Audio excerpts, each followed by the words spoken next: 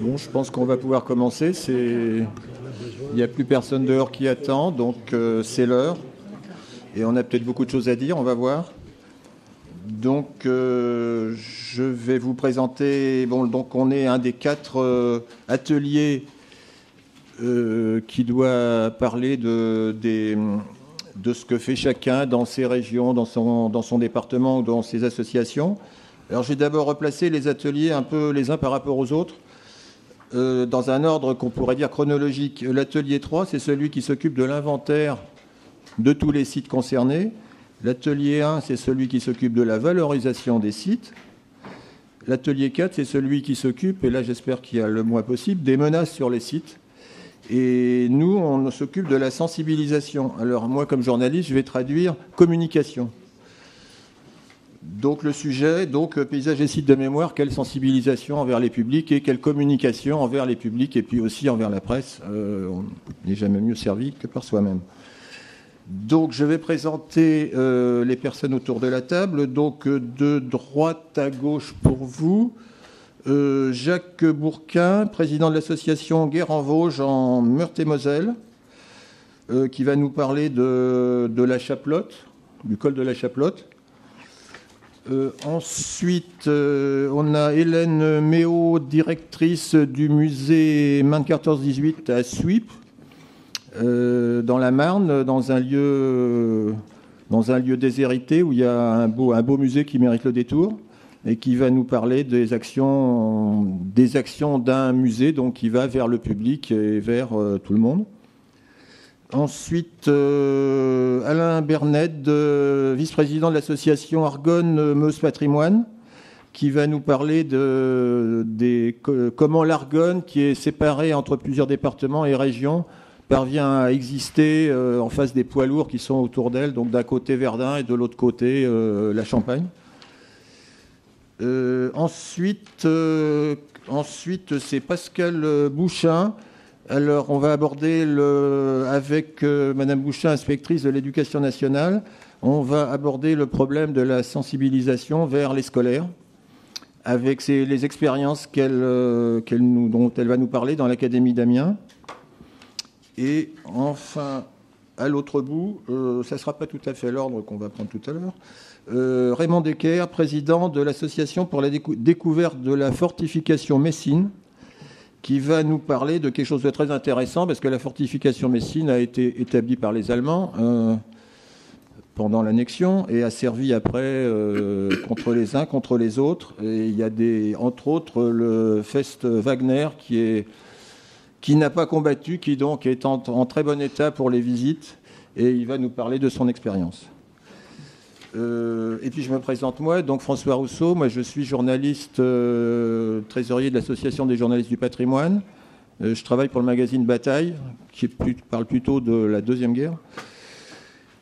Et donc moi je vais animer comme journaliste, c'est-à-dire en vous demandant éventuellement comment communiquer et en demandant donc les questions dans la salle, ceux qui veulent savoir comment faire passer le message de ce que les associations font.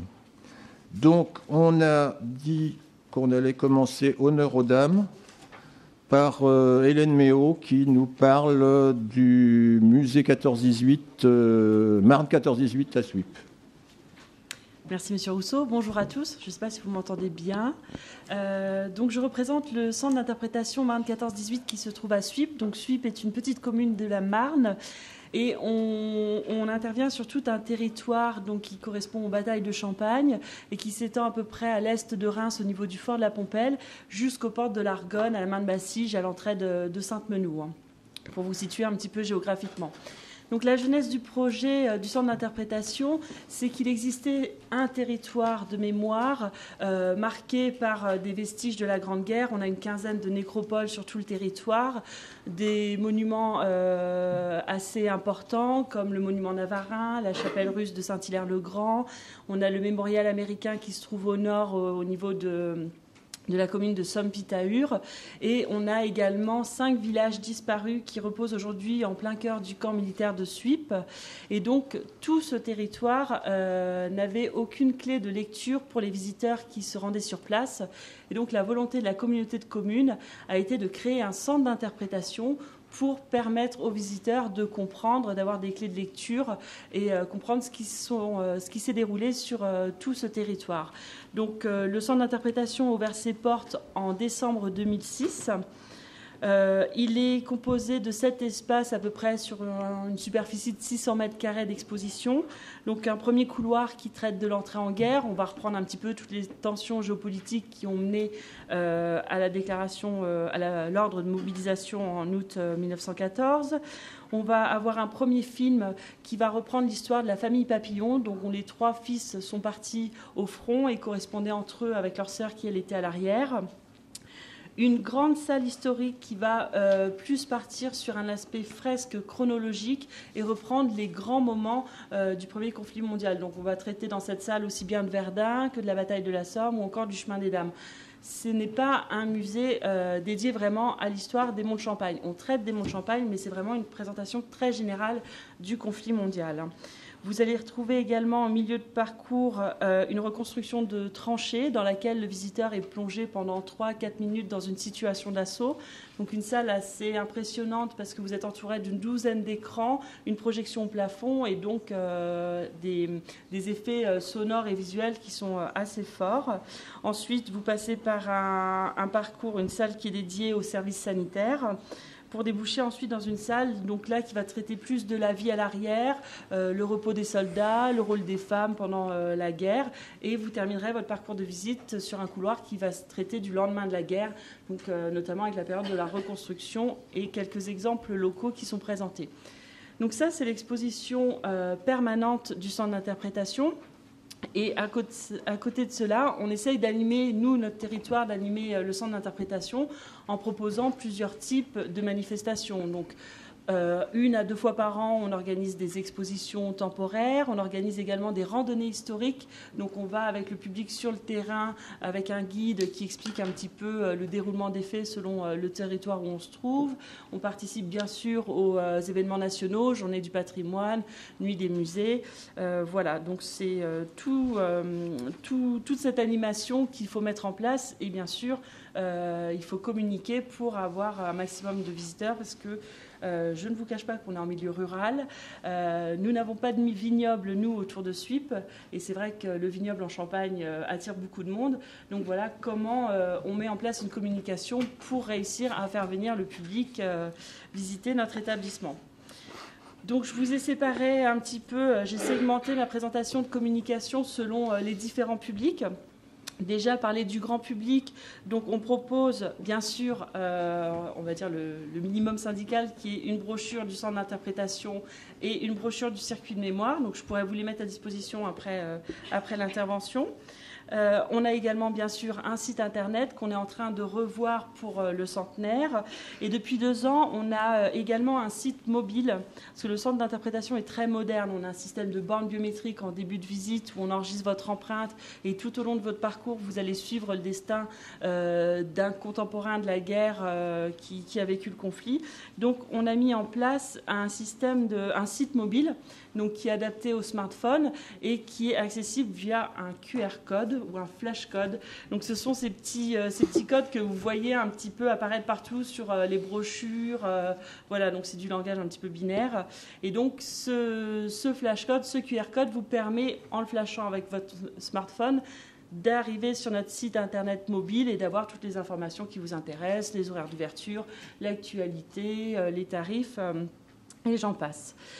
On a également mis en place 2 applications. Donc, pour vendre un petit peu tout ce territoire, on a créé un audio guide donc, que vous trouvez en application smartphone, encore une fois, iPhone, iPad, qui vous permet, selon l'endroit où vous êtes, par exemple, si vous vous trouvez devant la chapelle russe, vous cliquez sur la chapelle russe, vous allez avoir l'historique du monument, à qui il rend hommage, et voilà, avoir des informations sur place qui ne nécessitent pas forcément de guide, parce que, voilà, faute de moyens, on ne peut pas avoir toujours un accueil sur tous les sites patrimoniaux. Donc cet audio guide est disponible via smartphone et également en téléchargement gratuit sur des sites de plateformes de diffusion touristique. Je pense notamment à thevisit.com. On anime également une page Facebook. On a aujourd'hui 700 amis qui nous suivent régulièrement, avec lesquels on échange. Donc, sur cette page, nous, on annonce notre actualité. Dès qu'il y a quelque chose dans la presse qui touche la Grande Guerre, on l'informe également. Et puis, les gens n'hésitent pas aussi à venir vers nous. C'est quelque chose de proximité. Des personnes qui font des recherches, qui veulent des informations, nous interpellent via notre page Facebook. Et on peut ainsi leur répondre assez rapidement.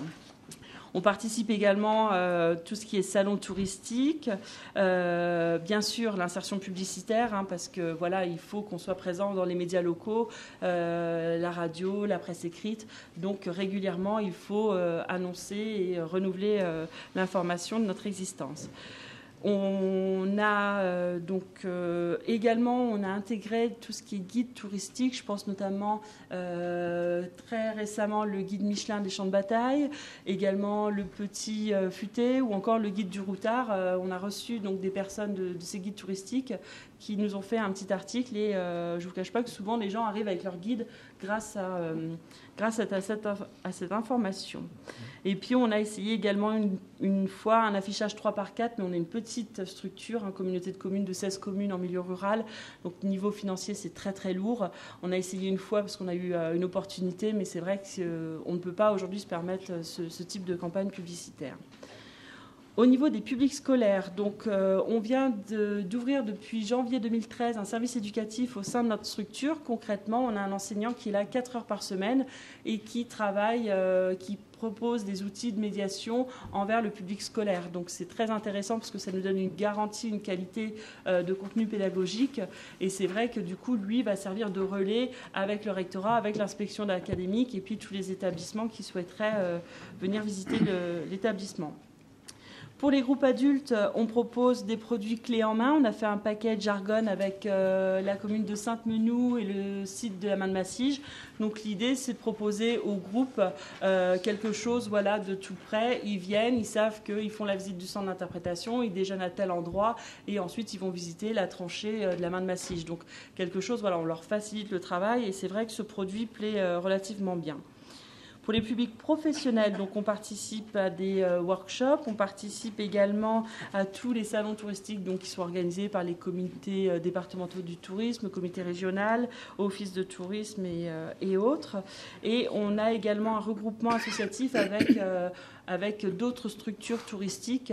En fait, le réseau, c'est vraiment ce qui nous permet de nous faire connaître, de savoir aussi ce que font les autres. Et c'est vraiment, c'est un mot qu'on prononce régulièrement chez nous, c'est vraiment le réseau des sites. Et on a une autre particularité, pour finir, donc nous sommes labellisés depuis 2008, labellisés tourisme et handicap pour les 4 formes de handicap. C'est quelque chose qui nous tient à cœur de rendre accessible au maximum notre établissement. Donc on a également des actions qui sont menées vers les publics handicapés. Donc on propose tous les ans, on fait un mailing aux associations, aux IME, avec des retours très positifs. On participe également tous les ans aux Journées nationales du tourisme handicap qui ont lieu au mois de mars. Et donc on essaye de proposer aussi, là on est en train de mettre en place une visite pour des enfants de la communauté sourde, donc avoir un traducteur qui vienne la journée, les enfants puissent suivre la visite et avoir une traduction en langage des signes pour comprendre. Voilà, j'ai été assez rapide, mais pour tenir dans les temps. Merci. C'était juste bien pour les temps.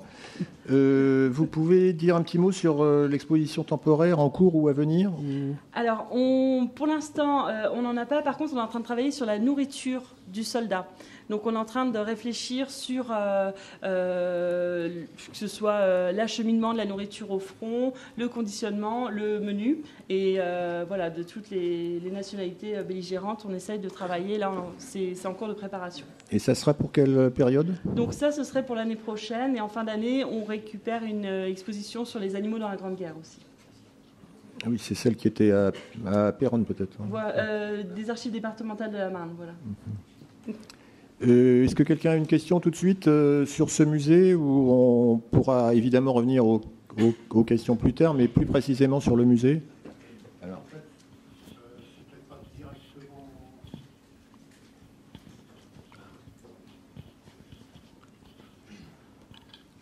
ça marche. En fait, oui, c'est directement et indirectement. Par rapport au centenaire, vous faites quoi ? Alors, donc pour le centenaire, on prépare pas mal de choses. Je vous ai parlé du circuit mémoire. Il est composé de plusieurs associations qu'on a regroupées dans un comité de pilotage.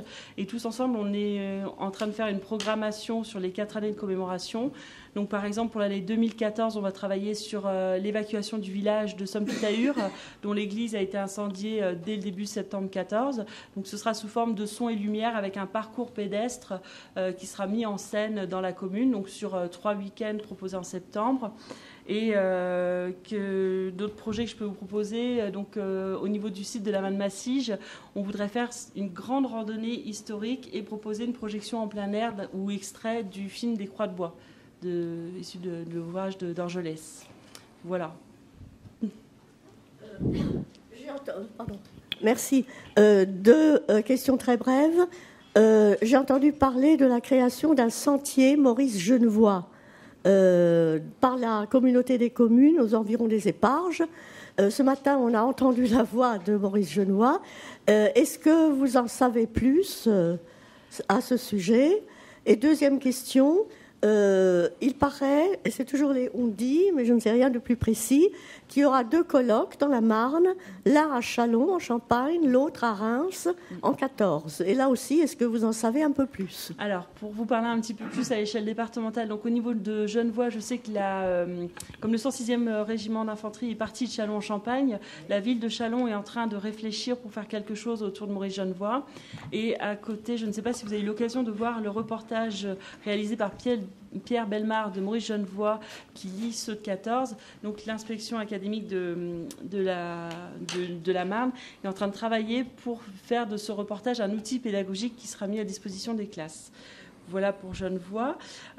Ensuite, pour la deuxième question. Sur les colloques. Les colloques, oui. Alors, vous avez dès 2013 un colloque qui se tiendra à Reims sur les troupes coloniales. Donc, qui devrait avoir lieu autour du mois de fin octobre, début novembre 2013. Et je sais qu'il y a quelque chose qui va avoir lieu aussi autour du deuil. Mais ça, il faut voir avec les archives départementales de la Marne, parce que c'est eux qui s'occupent du 2e colloque. Et Châlons fait quelque chose ? Donc Châlons fait un festival de films international du film de guerre, donc qui sera proposé une première édition en octobre 2013 et qui sera en 2014 sur la Première Guerre mondiale. Merci. Je vous en prie. Donc voilà beaucoup de projets à l'échelle départementale. Et s'il n'y a pas de questions tout de suite, on va remercier Hélène Méo pour. Donc c'est un bon exemple d'un musée initié par une communauté de communes. On va passer donc au 2e exemple. Alors là, c'est un musée initié, qui est en cours d'élaboration ou qui vient d'ouvrir, initié par une association. Donc Jacques Bourquin, président de l'association Guerre en Vosges, qui va nous parler de la Chaplotte, du col de la Chaplotte. Oui, bonjour. Alors c'est un site qui était totalement inconnu.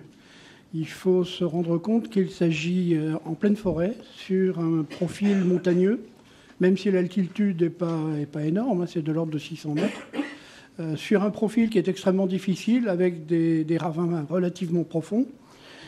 Un site de guerre qui était complètement perdu, complètement oublié. Alors, les historiens très pointus avaient déjà travaillé un petit peu là-dessus.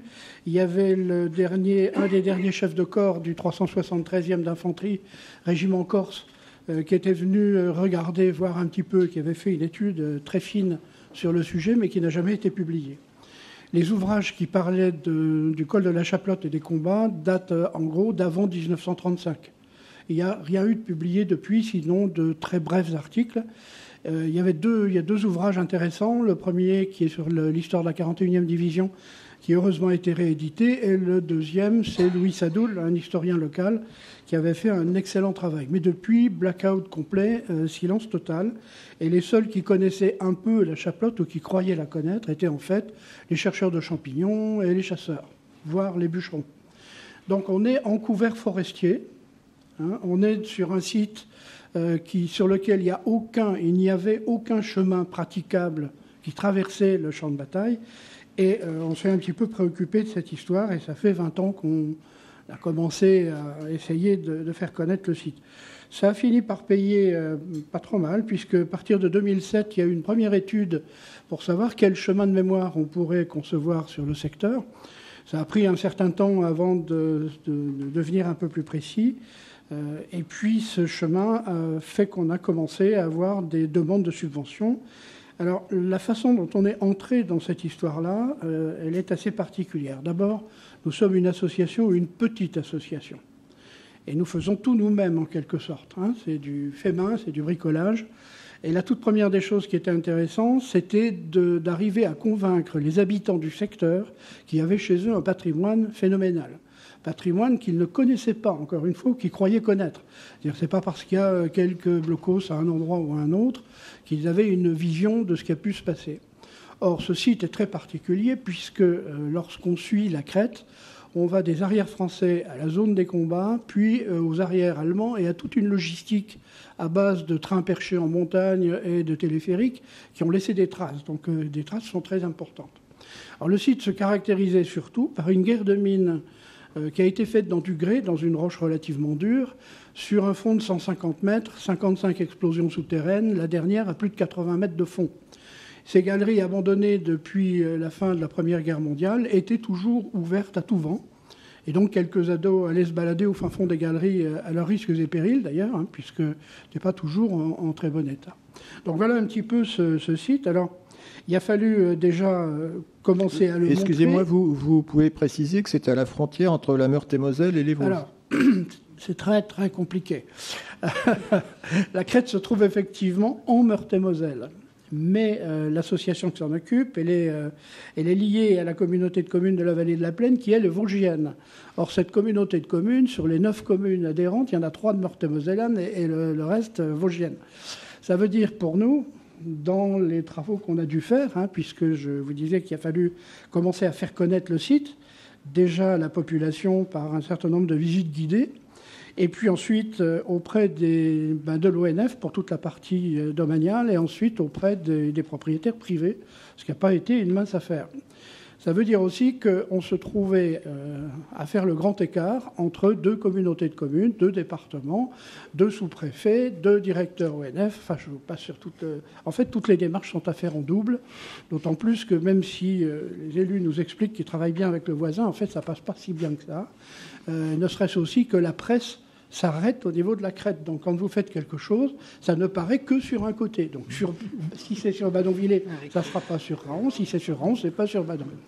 C'est assez compliqué. Donc notre travail a déjà consisté à aplanir les relations avec l'ONF. C'est tout à fait essentiel. On a eu quelques accrochages assez vigoureux. Et puis on a fini par se faire connaître et reconnaître. Et on a signé une convention qui nous autorise à entretenir les chemins et à nettoyer les tranchées. Alors, on ne creuse pas et on ne restaure pas, au sens où on ne coule pas de ciment.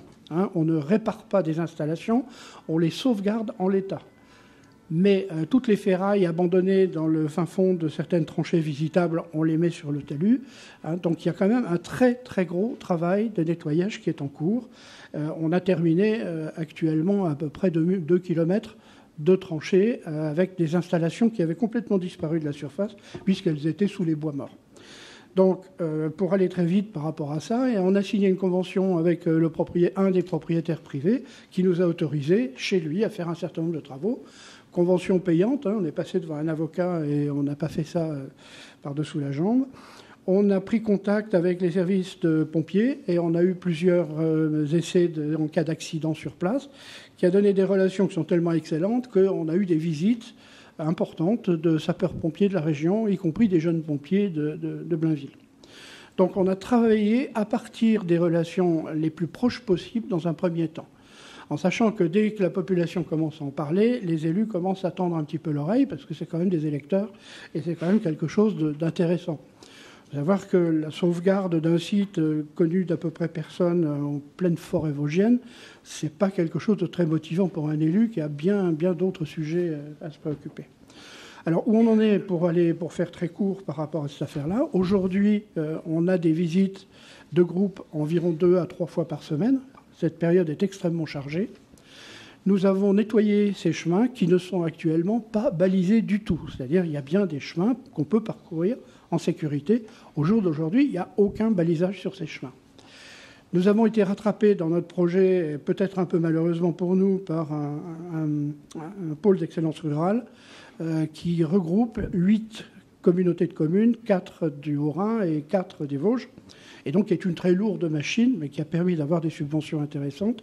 Et donc ces chemins vont d'ici très peu de temps être officialisés, vont être balisés. Alors on veille au grain, puisque, encore une fois, on est dans un milieu sauvage, donc on ne veut absolument pas que le site soit dénaturé ou endommagé d'une façon ou d'une autre. Donc c'est nous qui avons réalisé les plans de circulation, qui avons proposé les dessins des différents panneaux. Et normalement, les travaux devraient être finis pour cette première partie, devraient être terminés à la fin de cette année. Nous avons 3 autres chantiers qui sont prévus, mais ceux-là seront réalisés en 2014. Donc par rapport aux visites, nous avons des scolaires, nous avons un certain nombre de gens qui sont très différents, et nous faisons toujours très attention pour essayer de savoir qui c'est, quelle est leur résistance physique, quel est leur appétit, qu'est-ce qu'ils veulent voir. Et donc, nos visites sont toujours différentes d'un groupe à l'autre. Lorsque ce sont des scolaires en fin d'année, on sait très bien qu'il va falloir les encadrer et faire attention. Ils ne sont pas toujours très motivés, ils viennent se balader. Ce n'est pas du tout la même chose que quand on a des gens qui sont très attentifs, qui veulent faire le tour, ou quand on a une délégation corse qui veut venir voir où se sont battus les Corses. Donc on adapte chaque fois cette partie de chemin. Et puis le deuxième élément, c'est qu'on a tellement bien réussi qu'on a pu convaincre la communauté de communes d'acheter une collection militaire, d'objets militaires en déshérence. Et puis on a pu obtenir les locaux qu'il nous fallait. Donc c'est pas très grand, hein, on ne pourrait pas comparer avec d'autres musées institutionnels. On a environ 400 mètres carrés à peu près. Et on a une collection qui était très largement suffisante pour nous installer. On a galéré pendant longtemps parce que plus de 2000 objets à nettoyer, identifier, classer. Ensuite, il a fallu avoir le mobilier. Aujourd'hui, c'est fini. Le musée est inauguré depuis à peu près un mois. Alors, j'aime pas le terme musée parce que pour nous, c'est pas comme ça qu'on le voit. En fait, on a conçu les locaux et surtout le mobilier pour pouvoir devenir salle de classe en déplaçant du mobilier très facilement, en enlevant les vitrines qui sont toutes montées sur roulettes. On peut très bien regrouper 2 salles avec des grands volets qui nous permettent de faire une communication. Ça nous fait 50 places de conférence. Nous avons à l'intérieur un bureau. Alors on n'aime pas trop ce terme-là. En fait, c'est un centre de documentation. Et aujourd'hui, les moyens financiers qu'on a, on passe quasiment entièrement à la recherche de documents rares, à savoir d'historique régimentaire allemand, qui datent des années, la plupart du temps, 20 et 30, et qui ne sont pas faciles du tout à trouver, mais on commence à voir des choses assez sérieuses.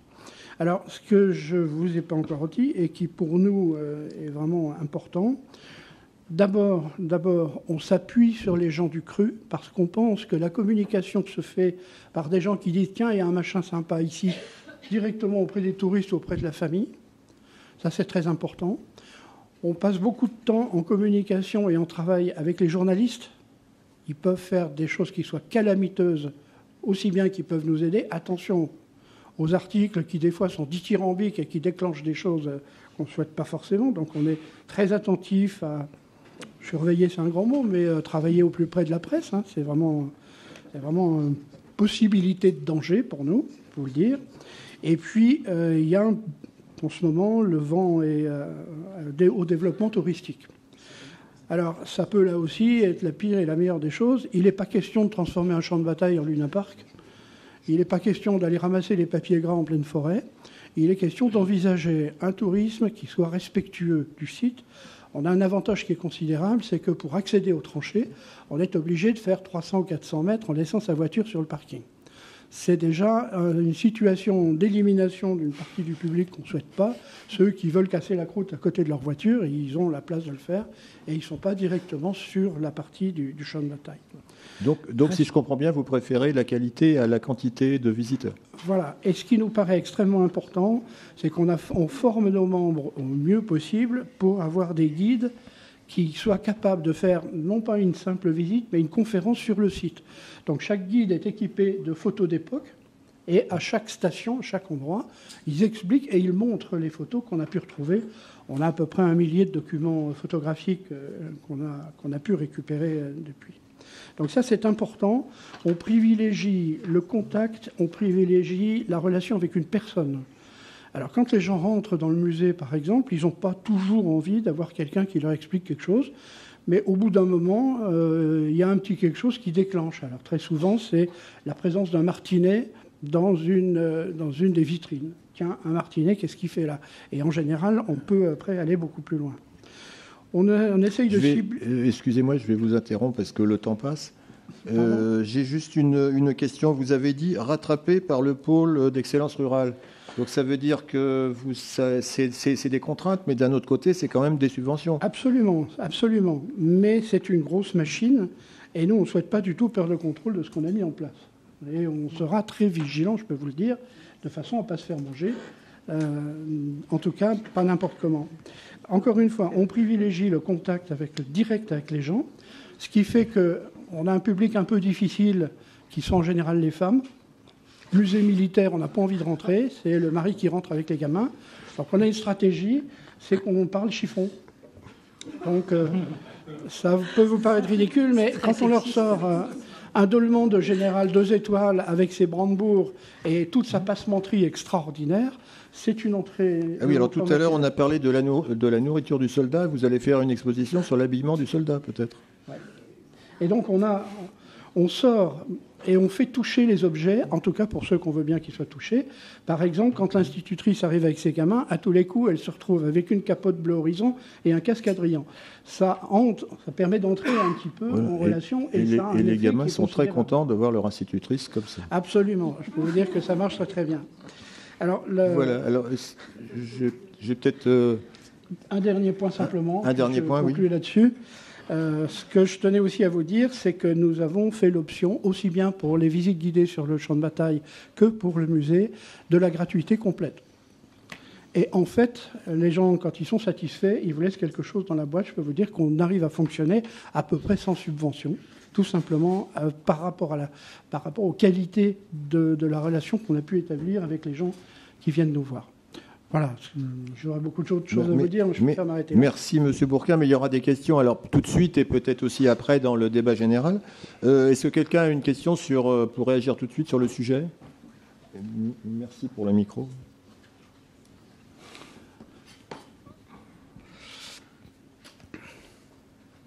Ouais, ça marche là? Oui. Par rapport à la sensibilisation. Alors, ma question va déborder un petit peu sur ce qui se passe dans un autre atelier, mais on ne peut pas être partout à la fois. Mais c'est lié. Plus vous sensibilisez à la connaissance d'un site qui est inconnu, plus vous avez des effets pervers comme le pillage, qu'on connaît bien sur la manne Massige à Suippes. Comment faire pour attirer les gens et empêcher le pillage, puis des détecteurs de métaux et autres sur tous ces sites-là? Alors ça, c'est une question qu'on s'était posée il y a bien, bien longtemps. C'est est-ce qu'il faut faire connaître ce site ou le laisser comme ça? Ça, c'est quand même une question importante. Hein. Bon, on avait travaillé avec un ingénieur de l'ONF qui nous avait dit que plus il y a de gens qui circulent, moins il y a de fouilles sauvages, etc.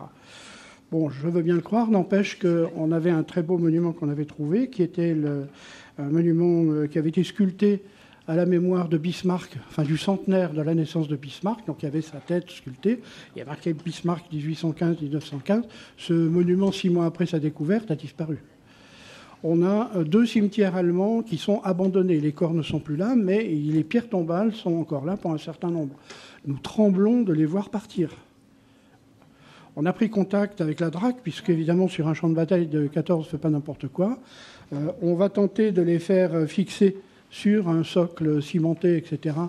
Parce qu'on nous avait proposé de les enlever pour les stocker ailleurs. Enfin, on retirait un monument pour le mettre dans un endroit où il n'y a pas de raison d'être, ça me paraît quand même pas tout à fait la bonne chose. Donc c'est dans les projets de cette année d'essayer de fixer ces monuments. Maintenant, celui qui vient avec son tracteur forestier, il les enlève sans problème. Hein. On n'arrivera jamais à empêcher ça. Alors, il y a pas mal de fouilles avec des détecteurs, c'est vrai. Mais il n'y a pas grand-chose à y trouver, hein, si ce n'est le seul problème pour nous avec ces gens-là, c'est qu'ils trouvent des obus et des explosifs et ils les abandonnent sur les chemins. C'est-à-dire qu'au moins, ils les réenterraient. Et là, on a n'importe quel ado un peu foufou qui va avoir envie de démonter les obus et on craint toujours le pire. Et quand il y a un pépin, le ciel nous tombe sur la tête, là. Hein. Donc voilà, on ne peut pas empêcher les gens de venir fouiller. Le site n'est pas clos, il n'est pas sous surveillance. C'est un vrai problème. Est-ce qu'il y a une autre question ici devant, s'il vous plaît.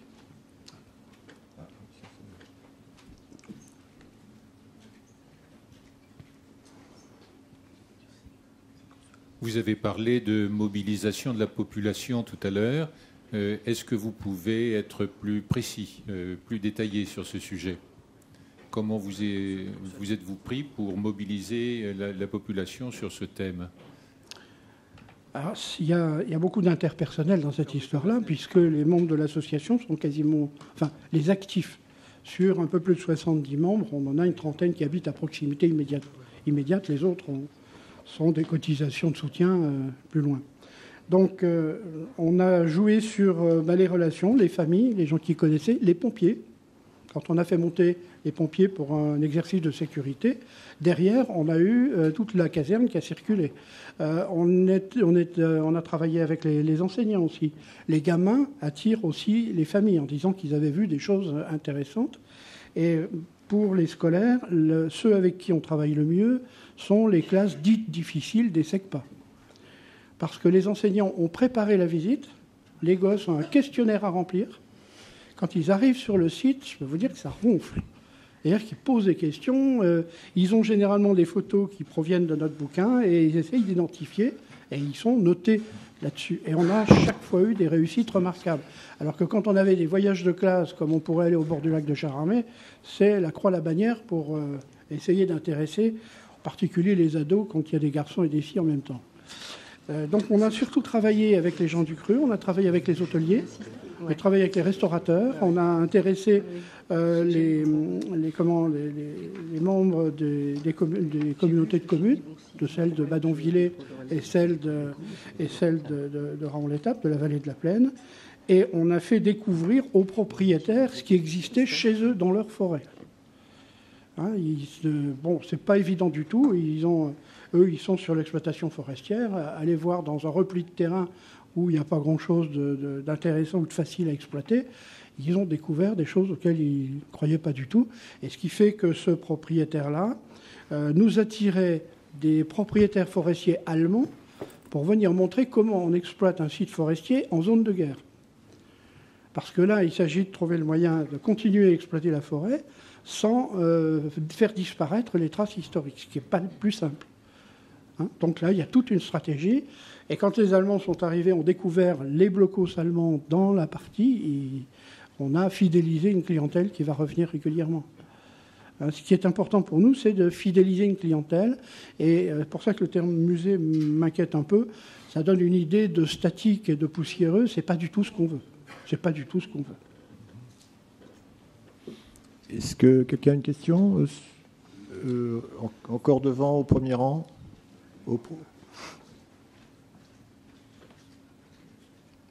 C'est une question qui concerne plus l'intervention précédente.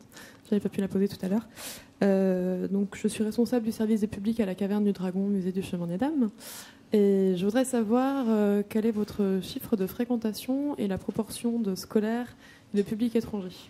Alors, donc pour l'année dernière, nous étions à 6 000 visiteurs, sachant quand on a ouvert en 2006, on a commencé à 1 500, et donc chaque année, notre fréquentation générale progresse. Je n'ai pas pris avec moi les chiffres de groupe. Je peux vous dire que là, on remarque une évolution du public scolaire chaque année, et en plus, c'est vrai que l'ouverture de notre service éducatif, on sent que voilà, ça va rajouter une plus-value aux visites scolaires. Voilà. Pour les visites scolaires, c'est pas toujours évident. Les enseignants nous disent j'ai pas les moyens financiers, c'est trop compliqué, sortir de la classe, etc. Donc il nous est arrivé assez souvent d'aller faire des conférences avec du matériel directement dans les classes, ce qui amorce la pompe et en général ça déclenche un voyage-retour, pas forcément immédiatement, mais en tout cas on a semé et on récolte plus tard. Merci Jacques Bourquin. Donc on continuera les questions tout à l'heure, bien sûr. On va on va rester sur les scolaires. C'était une très bonne transition avec Pascale Bouchin, inspectrice de l'éducation nationale. Donc là, c'est pas le musée qui attire les scolaires, c'est les scolaires qui vont au musée. qui va donc nous parler de son expérience dans l'Académie d'Amiens, avec voilà, les visites, etc. Bonjour mesdames, mesdemoiselles, messieurs. Donc, je suis inspectrice de l'éducation nationale sur la circonscription de Péronne, donc Péronne, historiale bien entendu, mais je suis également référente sur le département de la Somme dans le cadre de la mission Centenaire. Donc, je vais vous apporter un petit témoignage sur les actions pédagogiques qui sont mises en place sur l'Académie d'Amiens dans le cadre de la mission Centenaire, comme monsieur l'évoquait tout à l'heure, et qui sont prétextes pour les élèves, pour les enseignants, à la découverte justement des paysages et des sites de mémoire qui sont un petit peu notre thématique d'aujourd'hui. Alors, les premières questions qui me viennent à l'esprit, mais qui vous viennent à l'esprit, effectivement, au travers de notre thématique commune, c'est que veut-on transmettre aux jeunes générations ? Quels sont les enjeux derrière cette transmission ? Et puis, comment favoriser cette transmission ? Alors, l'importance du centenaire de la Première Guerre mondiale, de ses enjeux, des objectifs visés, mérite que l'éducation nationale prenne une part très active donc, dans son traitement. Pour 3 raisons déjà. Alors, au moins, je vais dire les principales. Les projets centenaires permettent tout d'abord de contribuer pour les élèves à l'éducation à la citoyenneté, par un travail sur les valeurs humanisme, mais également sur les valeurs républicaines. Une deuxième raison, c'est également d'impliquer les élèves dans de très nombreux champs disciplinaires. À partir des actions pédagogiques qui vont être menées, eh bien, les élèves vont pouvoir travailler en histoire, en géographie, en arts plastiques, en littérature. Puis également, la troisième raison qui est très importante, c'est le travail dans le domaine de la mémoire, le domaine mémoriel, par un devoir de mémoire qui me semble essentiel pour les élèves, en allant du primaire jusqu'au lycée, avec une participation active aux commémorations. Alors pour moi, c'est facile sur Péronne. Quand je suis arrivée sur la circonscription de Péronne, par rapport à mon expérience précédente, j'ai été très surprise lors du 1er 11 novembre, où j'étais auprès du sous-préfet, de trouver à Péronne pratiquement entre 400 et 500 élèves qui sont là, qui connaissent la Marseillaise, qui lisent des textes de lettres de Poilu. Enfin, j'ai été très impressionnée, ce que je ne connaissais pas dans les autres circonscriptions, parce que c'est vrai que la Somme, c'est quand même une terre qui a été frappée par les combats. Je vais donner une autre expérience. Quand je suis arrivée et que j'ai commencé à faire le tour de mes écoles, j'ai été surprise que dans chaque commune, à chaque fois que je sortais ou j'entrais, un cimetière militaire.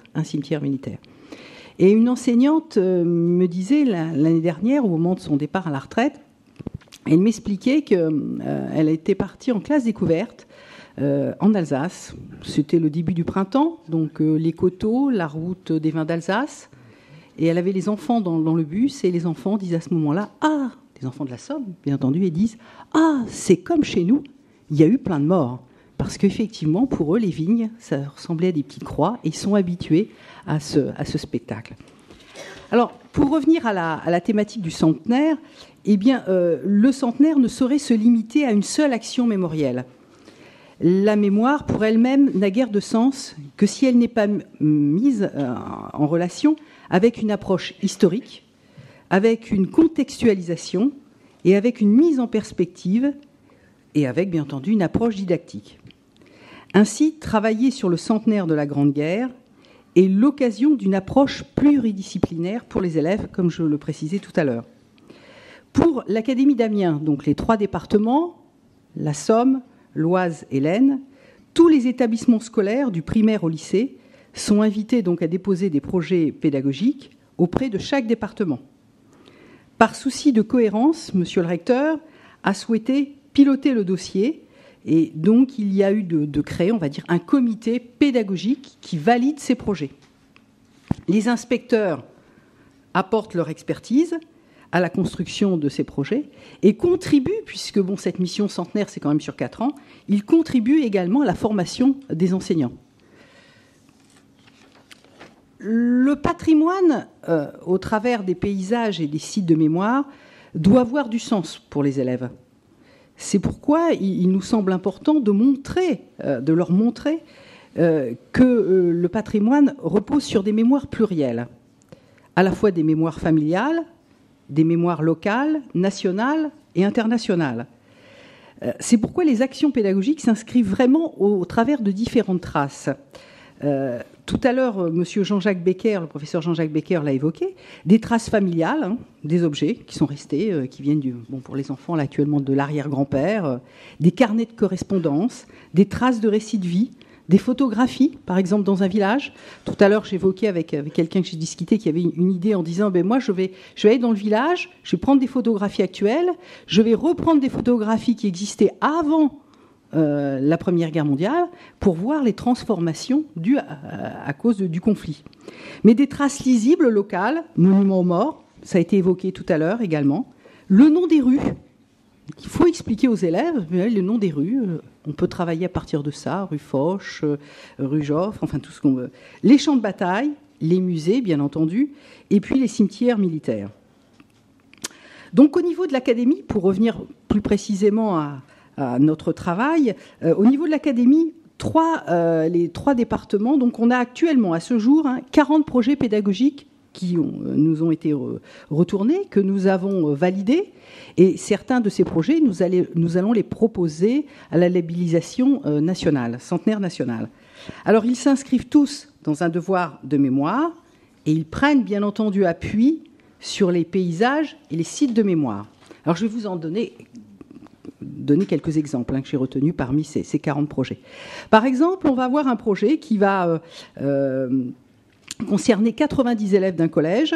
Donc, c'est la Grande Guerre, dans le Pays Valois. Et donc, on part des événements de la bataille de Lourdes, des taxis de la Marne. Et donc, les élèves vont travailler à la création d'un parcours de mémoire avec un guide en plusieurs langues. Donc, vous voyez bien là l'interdisciplinarité. Et donc, à cette occasion, ils vont visiter les musées de Meaux, l'historial de Péronne, le musée des Abris. Ils vont aller également à Rotonde. Un autre projet intéressant, c'est pour des élèves de 3e, qui vont, eux, se plonger, on va dire, dans la souffrance et le quotidien des soldats de la Grande Guerre, avec un travail d'écriture et d'oral, et une étude de la vie de Marcel Maréchal, qui était un violoncelliste des tranchées. Et il va y avoir également un travail sur l'art des tranchées à partir de l'œuvre d'Autodix. Et là aussi, donc, les élèves vont aller sur le circuit du souvenir, l'historial de Péronne. J'ai plus beaucoup de temps, ça va ? C'est bon ? Encore un petit peu, c'est parfait. Un autre projet, là, qui est autour des enjeux du devoir de mémoire, avec, pour des classes de lycée, l'étude de romans, de nouvelles, de récits de civils et de soldats. Et également un projet autour des hommes et des chants. Donc là, les élèves vont lire des lettres de Poilu, les mettront en musique et les présenteront dans un spectacle, dans un site qui vient d'être nouvellement répertorié, on va dire, le site des carrières de Montigny, dans l'Oise. Et là, les élèves, ce sera l'occasion pour eux de découvrir, d'accéder à ce site, de découvrir les graffitis qui ont été réalisés par les soldats qui ont stationné dans ce lieu. Et puis, un projet très, très intéressant, vous évoquiez, monsieur, tout à l'heure, la SECPA, c'est un projet qui concerne vraiment les 3 départements.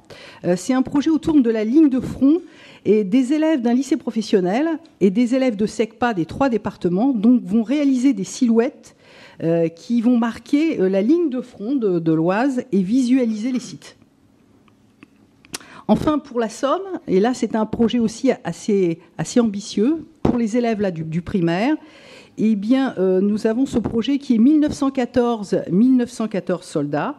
Donc, les élèves ont travaillé en amont sur le décryptage des monuments morts. Et les enseignants vont être accompagnés, parce que quand on voit le nombre et la qualité et la différence entre tous les monuments morts, donc c'est très important de savoir décrypter un monument mort. Les élèves, donc, dans chaque village, vont choisir un certain nombre de soldats. Ils vont essayer de les identifier. Ils vont faire des recherches. Avec ça, on a comme partenaire l'ONAC, le Souvenir français, les archives départementales. Et ils vont créer pour chacun de ces soldats une petite fiche d'identité. Et le 11 novembre 2014, dans tout le département de la Somme, dans chaque village, à l'occasion des commémorations, eh bien, les élèves donc, diront les noms, les prénoms, l'âge du soldat, son lieu de décès, peut-être même pourront le situer où il habitait dans le village, et l'appartenance à son régiment d'origine. Alors, pour conclure, donc, je pense que les paysages et les sites de mémoire sont vraiment des supports essentiels pour les élèves et pour les enseignants. Ces lieux de souvenir permettent de donner du sens au travail de mémoire, et prendre appui sur ces outils mémoriels permet de faire comprendre aux élèves ce qu'a été la Grande Guerre, mais aussi de faire comprendre, et ça je pense que c'est très important, l'importance de l'héritage de ce conflit mondial, c'est-à-dire une première voie, un premier chemin vers la paix et la construction de l'Europe. Je vous remercie. Merci Pascal Bouchin. Donc si je comprends bien, vous privilégiez les lieux de mémoire au musée, tout ça. Parce que vous avez parlé un petit peu, mais peu de musées et beaucoup de... Ah, c'est parce que j'ai cité quelques lieux, mais non, les musées également. Non. Les projets, certains projets, pratiquement même tous les projets vont à l'Historial, vont à Meaux, mais d'autres partent plutôt de traces et sont aussi intéressants. D'accord, merci. Alors, est-ce qu'il y a des questions dans la salle sur l'expérience pédagogique ? On va passer de l'autre côté après. Oui. J'espère que vous avez également validé des projets qui concernent le département de l'Aisne. Ah oui, bien entendu. Je n'ai pas dit tous les projets. Hein. D'ailleurs, je n'ai pas dit leur origine pour ne pas faire de... Oui, non, vous savez... Oui, bien entendu, on les a vus. Je voulais avoir votre sentiment parce qu'à la Caverne du Dragon, donc, nous recevons environ 10 000 scolaires par an. Et l'évolution qu'on constate dans la fréquentation des groupes scolaires, c'est une diminution des groupes de lycéens et une augmentation assez forte des groupes de primaire. Et la question qui se pose pour nous, comme pour d'autres musées et sites de mémoire, c'est, vu la thématique qui est abordée, comment répondre plus précisément aux besoins des publics primaires, et notamment les très jeunes enfants qui peuvent venir avec leur classe. Voilà, alors, ça demande peut-être une réponse plus longue que... Oui, non, tout simplement, c'est vrai. Je reprends, les services éducatifs nous aident énormément. À l'Historial de Péronne, on a 2 référents, un pour le primaire et puis un pour le collège et lycée. Donc ça permet effectivement de proposer des dossiers pédagogiques, des aides, des entrées, destinés à la fois à un public différent, avec un âge différent. Néanmoins, la Première Guerre mondiale est au programme également du CM2 et du cycle 3. Hein. Une autre question ? Michel Talon, de la mémoire partagée. Alors, madame, vous avez évoqué tout à l'heure des devoirs de mémoire à faire avec les élèves oui. sur les monuments aux morts pour les soldats. Je me permettrai d'ajouter que sur ces monuments aux morts, il n'y a pas tout. Oui. Vous avez dans votre secteur, vous avez en particulier quelque chose qui sera développé tout à l'heure par des collègues qui sont de la Somme derrière, mais vous avez une dernière femme, ancien combattant de la guerre de 14-18, citée alors de la Nation de la Division, qui avait elle-même un livret militaire, ce qui était rare à l'époque, parce que les femmes étaient des auxiliaires de l'armée. Tout à fait. Voilà, donc elle s'appelle Adrienne Dumège, elle a un monument qui se trouve à côté de Péronne, pas loin de Péronne, à Framerville. Je voulais simplement dire que les monuments aux morts, effectivement, c'est bien, mais il faudrait peut-être les compléter par ce genre de choses, et je pense que les femmes qui sont dans cet amphithéâtre vont m'approuver, on a complètement oublié les femmes jusqu'à il y a à peu près une quarantaine d'années. Voilà. Vous avez raison d'ailleurs, puisqu'on travaille avec les archives départementales, avec l'ONAC, nous avons évoqué justement la problématique des soldats qui n'apparaissent pas sur les monuments morts. Tout à fait. Et vous avez donc vous pourrez avoir tous les renseignements sur ce que je viens de vous dire auprès de M. Frédéric Bureau, qui est le directeur de la Somme. Voilà. Oui, mais je m'excuse, mais justement, M. Bureau travaille avec nous. Voilà. Et justement sur le projet. Alors donc il vient en réunion avec nous. Voilà, c'est la fin de ma question. Voilà.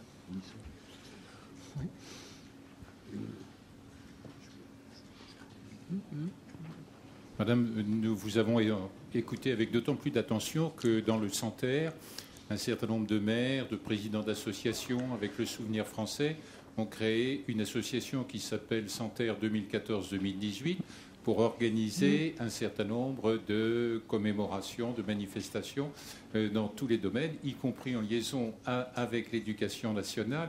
Et si vous le voulez bien, je vais me permettre de vous laisser un document présentant l'ensemble de ces manifestations. Oui. Mais nous avons bien l'intention de travailler en étroite liaison avec vous. Alors ce document, c'est vrai, quand je suis arrivée ce matin, il y a un monsieur qui me dit, quand il l'a vu, il me dit « Ah mais j'ai un document, mettez l'adresse et on vous l'envoie ». Alors j'ai mis l'adresse, je l'ai vu justement. Oui, oui. Il m'a dit on vous l'envoie parce qu'on n'en a pas assez. Sachant quand vous l'avez envoyé au niveau du rectorat. Ah oui, mais vous savez, quelquefois du rectorat, ça ne redescend pas forcément jusqu'à Péronne. C'est loin. Une autre question à l'autre bout du rang, s'il vous plaît. Madame, bonjour. Pour aborder bonjour, madame. Dans le sens sur lequel vous insistez beaucoup, qui est la pédagogie, je vais vous parler encore du souvenir français. Je pense qu'ici, on est assez nombreux dans cette salle aujourd'hui pour vous dire qu'en matière de mémoire, nous travaillons déjà ensemble avec l'inspection d'académie. Tout à fait. Et que depuis l'année 2007, chaque année, nous faisons un concours avec votre aide. Oui. Et nous avons lancé des thèmes très intéressants et qui s'adressent au CM1, CM2. C'est pas moindre quand on pense à l'âge de ces jeunes. Et la façon que ont les associations de s'appuyer sur les instituteurs qui là font un travail remarquable. Et les institutrices, excusez-moi de le dire. Pour rappel, on avait fait les poètes dans la Première Guerre mondiale. Nous avions fait l'apparition de l'aviation dans la Première Guerre mondiale et ses conséquences. L'apparition de la marine dans la Première Guerre. Les femmes, ça a été traité dans la période 2010-2011. Et puis l'année dernière, c'était les animaux dans la Première Guerre mondiale. Et effectivement, le résultat, c'est que les enfants sont très mobilisés, les instituteurs énormément, ils font le travail en amont, ainsi qu'il a été dit tout à l'heure. C'est préparé, les enfants sont vraiment suivis pendant plusieurs mois dans leur classe. Bon, évidemment, il y a aussi une récompense, puisque le souvenir français, à ce moment-là, leur offre un voyage très intéressant, avec en général un ravivage de la flamme sous l'Arc de Triomphe. Vous ne pouvez pas savoir l'effet que cela fait sur ces petits, de venir, de tenir ce sabre, d'être aidés, de chanter la Marseillaise. Et on a parfois des leçons à prendre sur leur spontanéité. Alors, quelle était votre question, madame ? C'était pour abonder dans votre sens au niveau des alors, que nos projets sont les vôtres et puis nous participons. Voilà. Alors, vous avez raison. Alors, pourquoi je n'ai pas évoqué le souvenir français ? Parce qu'il ne fait pas partie des projets, des projets qui passent à la mission centenaire, puisque d'office, puisque ce sont des concours nationaux, d'office, ils sont, ils ne rentrent pas dans cette labellisation, puisqu'ils sont déjà labellisés par leur qualité et par tout ce qu'ils font depuis un certain nombre d'années. Ma question, c'était d'abonder dans votre sens et vous dire que vraiment, on reconnaissait ce partenariat. Oui, tout à fait. Et d'ailleurs, on travaille au niveau de l'Académie d'Amiens, nous travaillons également avec le souvenir français. S'il y a encore une autre question, peut-être une dernière avant de continuer. Oui, alors merci. Moi, je suis poète lorrain et j'ai un projet qui s'appelle 1000 sonnets pour le centenaire. Et je pense que toutes les personnes qui sont ici devraient être intéressées. Alors, pour le faire connaître, j'ai écrit un sonnet pour valoriser les sites et paysages de mémoire. À l'heure de Twitter où les gens sont pressés, que va-t-il se passer pendant le centenaire ? L'on peut s'imaginer qu'ils vont le ventre à terre courir d'un site à l'autre avant de s'enlacer. À moins que quelques mots venant les enlacer avec une musique évoquant cette guerre et ses atrocités viennent les faire taire et découvrir enfin l'horreur d'un tel passé. Alors les monuments, comme les paysages, seront vus différents par leur âme plus sage que leur tête et leurs pieds pleins comme un paillasson. Et leur cœur éveillé de ce fait par leurs tripes, au sonnet leur sonnant leur sonnante leçon, feront que leurs enfants à leur tour ne s'étripent. Et donc j'ai déjà écrit quasiment un sonnet par tout monument, site de mémoire de la Lorraine, parce que je suis lorrain, sauf les Vosges, monsieur de Beauquin, pas encore, mais quelques-uns. Mais sur la Chaplotte, j'ai quand même quelque chose. Et mon projet, c'est justement d'écrire un sonnet pour chacun des sites et monuments de tout le front. Et le projet associé que j'ai proposé à la labellisation, c'est justement avec l'Éducation nationale, d'ouvrir un concours d'écriture de sonnets, notamment destiné aux lycéens, pour qu'ils puissent faire des recherches dans leur famille, dans leur commune, etc., sur un poilu ou sur une personne qui a vécu, une infirmière, une ambulancière, etc., et de manière à ce que le concours soit suffisamment attractif, primé par l'Éducation nationale et au vu de ce que moi je propose. Donc j'aimerais vous voir après. Moi, je n'officie pas sur la Lorraine. Hein. Non, mais moi, j'ai l'intention de faire... C'est la Picardie. Non, mais j'ai l'intention de faire mon projet sur le parcours, et notamment la Somme, même en Belgique. Ça ne me dérange pas, 1000 sonnets. Ça sera fait avant le début de la guerre, le centenaire. Bon, je vous remercie pour cette information. Et puis, évidemment, tout le monde peut prendre contact avec monsieur pour avoir le sonnet de son territoire, si on peut dire.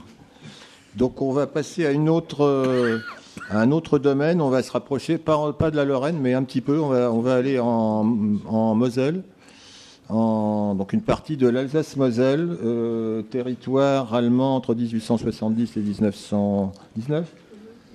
Et donc, nous sommes maintenant avec M. Raymond Decker, président de l'Association pour la découverte de la fortification Messine, fortification construite donc par les Allemands. Pour ceux qui connaissent ou qui veulent connaître, on peut visiter un fort en excellent état qui s'appelle Fest et Wagner, près de Verny, donc en Moselle. Et donc, M. Decker va nous en parler. Merci. Donc effectivement, je vais vous présenter l'Association pour la découverte de la fortification Messine, qui est une association, petite association aussi, sans grands moyens, et qui restaure donc un fort. Le contenu de la présentation sera donc la présentation de la Feste Wagner. Je me permets de revenir un petit peu sur l'origine de ce fort pour justement le situer. C'est très méconnu cette période. Hein. Tout le monde connaît M. Vauban, bien sûr. Tout le monde connaît Sierra de Rivière. La ligne Maginot est très connue.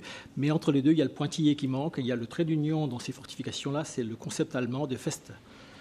Je vais vous parler d'un travail que nous faisons actuellement, c'est la rénovation des tourelles, avec le vandalisme, le pillage qui sévit. Et je parlerai donc de la thématique de l'atelier aujourd'hui, la communication sur ce sujet et l'annexion en particulier. Donc l'historique, bien sûr, de cette annexion, c'est la bataille de la montée en puissance de la Prusse avec la bataille de Sadowa, le déclenchement de la guerre de 70, ce qui nous vaut très rapidement Metz, ville allemande, pour 48 ans, avec donc des nouveaux occupants qui fortifient cette nouvelle frontière et qui construisent donc les ceintures fortifiées de Metz, très méconnues. Donc un ensemble de 2 ceintures avec un rayon de 15 km de développement, une trentaine de forts majeurs et une soixantaine de petits forts ou d'ouvrages qui englobent la ville. Tous existent encore aujourd'hui. Tous sont dans un état, je dirais, correct pour être valorisés. Certains sont encore militaires, d'autres sont actuellement en passe de devenir propriété de la communauté de communes ou de l'agglomération de Metz. Un de nos projets, c'est de développer la route des forts autour de Metz. Donc le Feste Wagner appartient à qui ? Alors, la Feste Wagner est passée dans le domaine public. Elle appartient à la commune de Verny pour Nord-la-Grasse depuis, je dirais, la première phase d'aliénation de terrains militaires dans les années 90. J'ai profité de l'occasion pour le faire acheter par les communes. Elles l'ont payé, pas pour le franc ou l'euro symbolique, enfin c'était le franc à l'époque. Elles l'ont bien payé, 1,5 million de francs. Et aujourd'hui, donc, il est mis à disposition de l'association pour restauration. Donc ce fort donc, est représentatif de l'ensemble des forts de Metz. On ne pourra jamais sauver tous les forts. Donc c'est celui-là qui irait dans l'esprit de l'administration militaire au début, parce que nous étions sous AOT, donc occupation temporaire vis-à-vis de l'armée, dès le début de l'association qui a aujourd'hui à 30 ans. L'idée était effectivement d'en sélectionner un, celui qui est très représentatif, qui est le mieux conservé, et de le transformer, je dirais, en vitrine de tous les autres. Donc c'est un ensemble qui représente 7 bâtiments répartis sur 47 hectares. Donc si vous préférez, le fort fait pratiquement 2 km de long.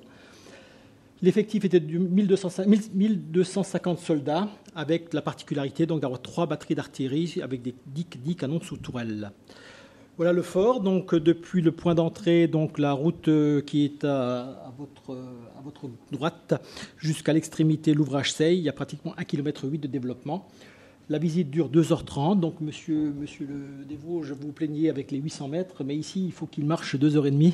Donc effectivement, c'est très rapidement un frein aux visiteurs dès qu'on leur annonce effectivement qu'il faut un petit peu crapahuter sur le terrain. Il n'y a pas un petit train comme dans la ligne Maginot ? Je vais y venir, c'est l'un des grands reproches qu'on nous fait. Nous n'avons pas le petit train qu'on trouvera par la suite 30 ans plus tard dans la ligne Maginot, qui fait le bonheur des visiteurs qui sont promenés dans ces petits trains dans les 2-3 ouvrages qui ont réussi à obtenir l'autorisation de la commission de sécurité de le mettre en œuvre, ou de continuer à le mettre en œuvre avec une alimentation en 400 volts continue, ce qui n'est pas toujours sans risque. Mais nous, non, nous c'est tout en pédibus, hein, donc tout avec des chaussures aux pieds, d'un bout à l'autre. Le bâtiment, donc, sont des bâtiments à l'air libre encore. On n'est pas entièrement enterré. Le système enterré va être généralisé avec la ligne Maginot, qui est un petit peu... J'ai toujours pour habitude de dire qu'ici, on trouve le brouillon de la ligne Maginot. Je pense que M. Pernaut ne me contredira pas à l'école d'application du génie. C'est les Festen qui ont inspiré les concepteurs de la ligne Maginot. Donc, on trouve la pierre de taille en début de conception, dans les années 1900. Et à partir de 1906, le béton. Donc la date de construction du fort, c'est 1904-1910. Donc c'est entre la guerre de 70 et la guerre de 14-18. Donc pendant ces 48 ans d'annexion en Lorraine. Un modernisme et un confort surprenant, qui surprend toujours les visiteurs. Gros souci avec les enfants. Aujourd'hui, les enfants, il manque le Wi-Fi, il manque la télévision et l'écran plat. Leur expliquer que la salle de bain, c'était le petit lavabo qui est la photo du bar.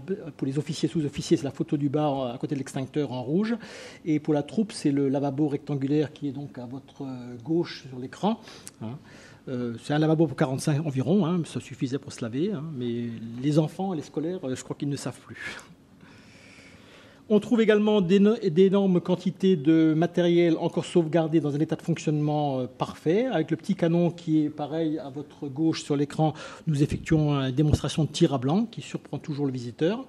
Et la tourelle qui est la photo en grand angle au milieu, nous faisons la démonstration du mouvement de la tourelle avec deux figurants de l'association qui font tourner la tourelle à bras d'homme, à l'huile de coude, comme on dit, devant les visiteurs et avec les visiteurs à l'intérieur. Donc c'est très surprenant, très inédit, on va dire, au niveau visite. Voilà la représentation de la tourelle à l'extérieur. C'est une image qui a servi, où des films de cette période-là sur ces forts allemands ont souvent servi de films de propagande de la ligne Maginot, mais c'était bien les Festen de Metz qui étaient montrés aux Allemands, donc ils n'ont pas forcément cru que c'était la ligne Maginot.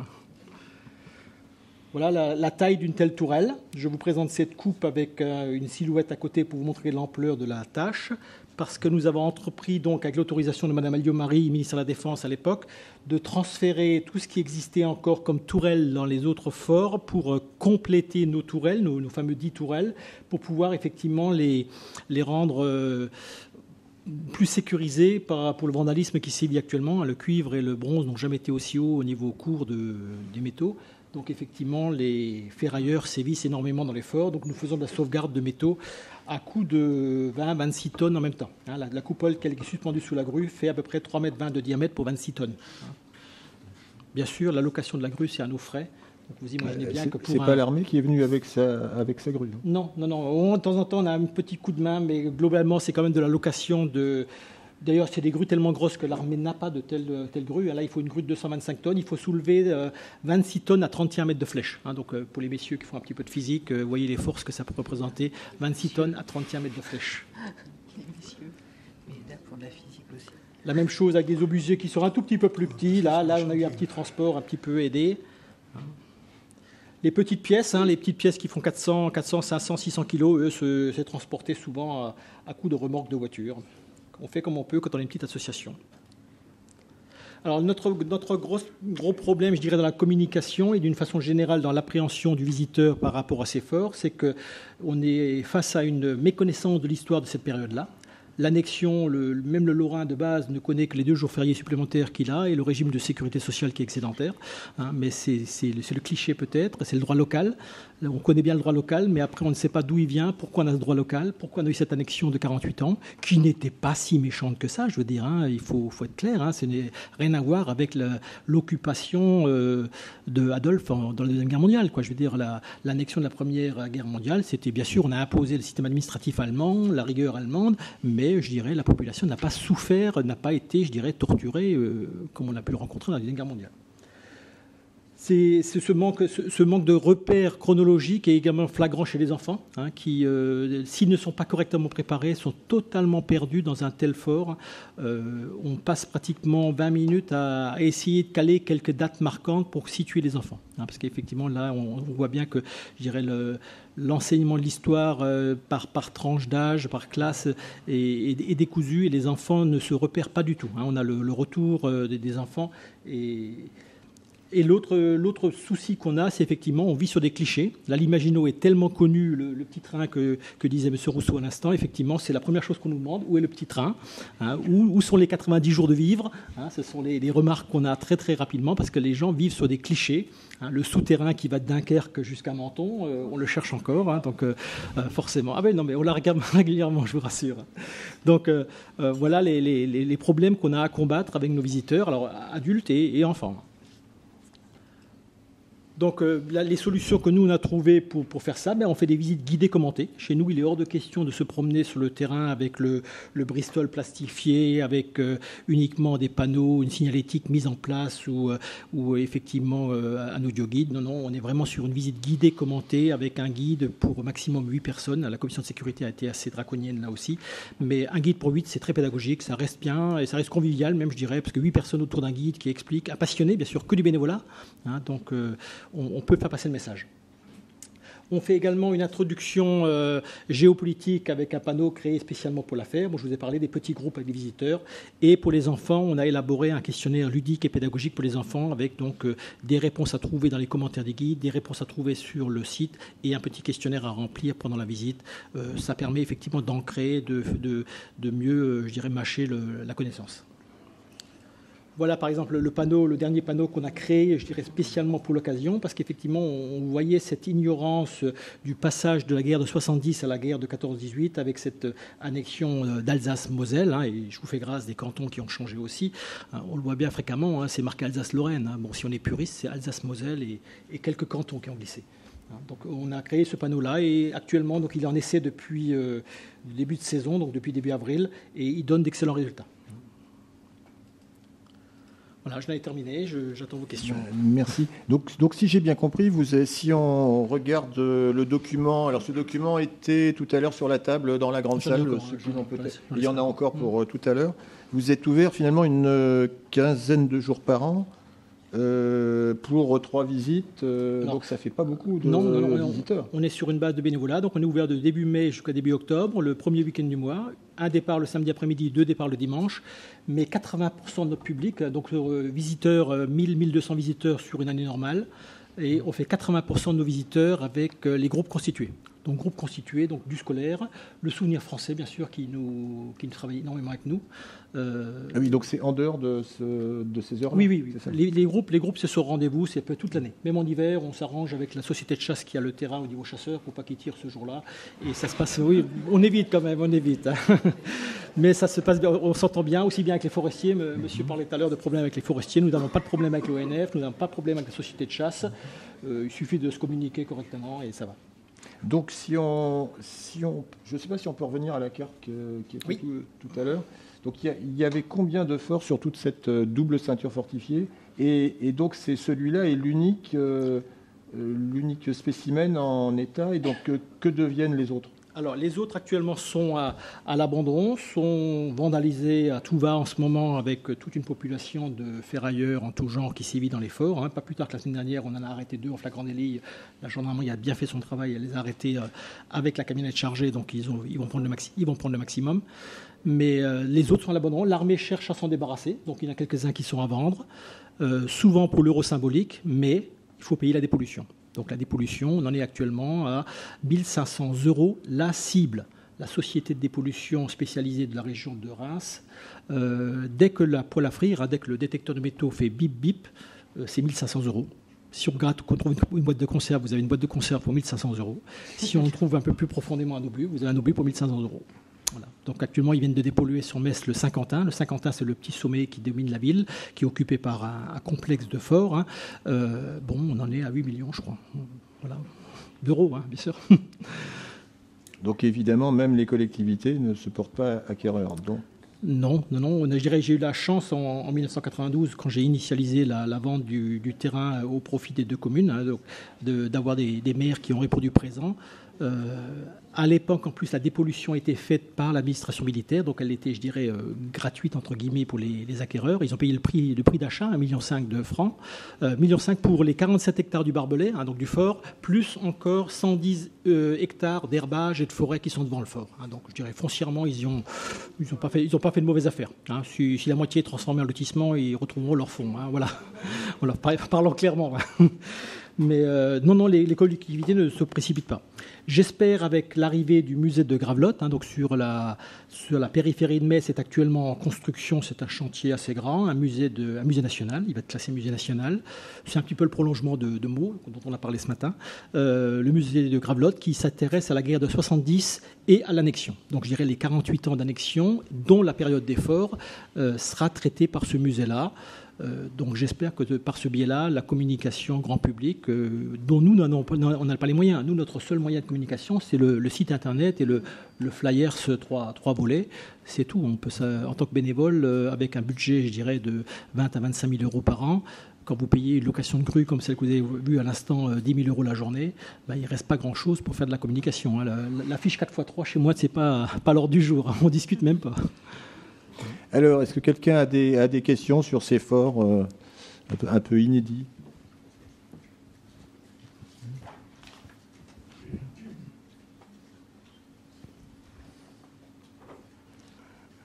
Simplement, dans tout ce qui nous a été présenté, moi je suis sur la Seine-et-Marne, donc beaucoup moins intéressante à part la bataille de la Marne, mais nous avons quand même découvert, par exemple, des tranchées refermées en forêt.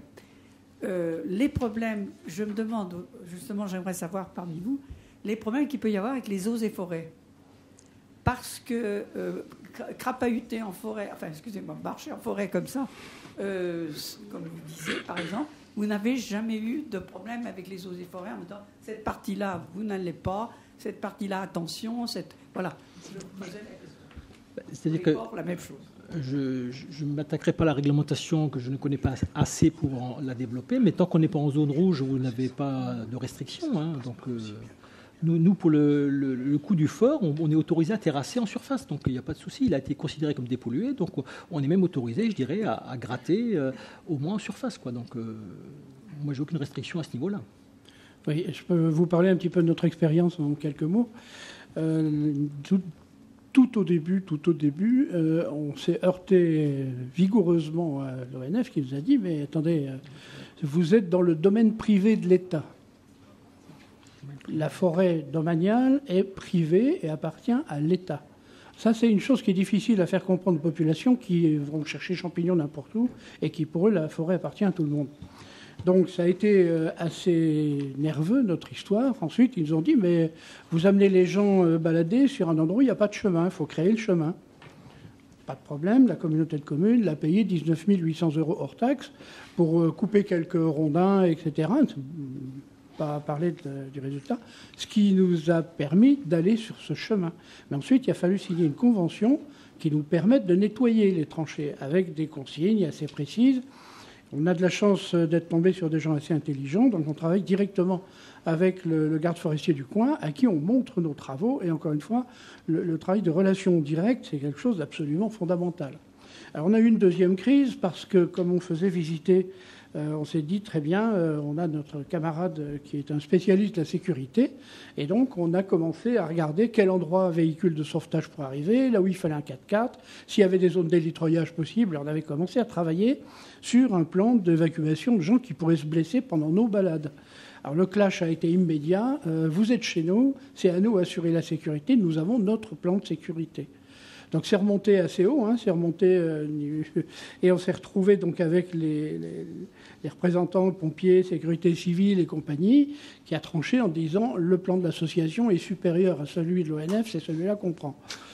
Ça n'a pas facilité tout de suite les relations. Bon, petit à petit, on a pu se mettre d'accord, mais il ne faut surtout pas imaginer qu'on peut prendre un râteau, une pelle, une pioche pour aller nettoyer un bout de tranchée comme ça. Vous ne pouvez pas le faire.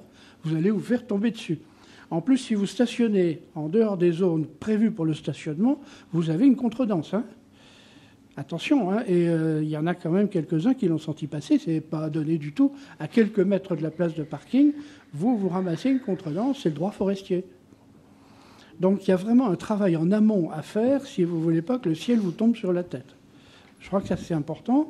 Et alors, évidemment, derrière, vous avez la compréhension qui peut être différente suivant les agents.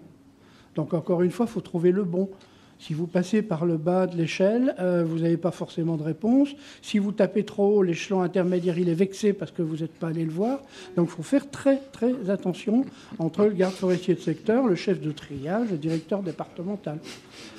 Je vous disais tout à l'heure qu'il y a un travail de relations publiques à faire qui ne s'improvise pas. Bon, merci, monsieur Bourquin, pour cette réponse. Il y a encore une. Alors, juste une question, parce que ça faisait une bonne transition pour la dernière communication. Alors, juste une question, c'est par rapport donc au fort. Est-ce que vous travaillez avec le fort de Mutzig ? Oui, tout à fait. Nous sommes en étroite relation avec M. Bernard Bourg, le fort de Mutzig. D'ailleurs, les opérations de prélèvement, donc les tourelles, par exemple, que j'ai citées, que j'ai illustrées dans le diaporama, ce type d'opération se fait sur les 3 forts. Lorsque l'État défense attribue du matériel à des associations pour sauvegarder et restaurer son fort, on travaille équitablement entre Mutzig, Gentrange à Thionville et le Feste Wagner à Verny. Eh bien, merci, monsieur Decker, pour ces précisions sur toutes les fortifications. Alors, encore une question ? Oui, ce sera peut-être la dernière. Elle est un peu bizarre d'ailleurs, mais je veux absolument prendre la suite de l'intervention en ce qui concerne l'Office national des forêts.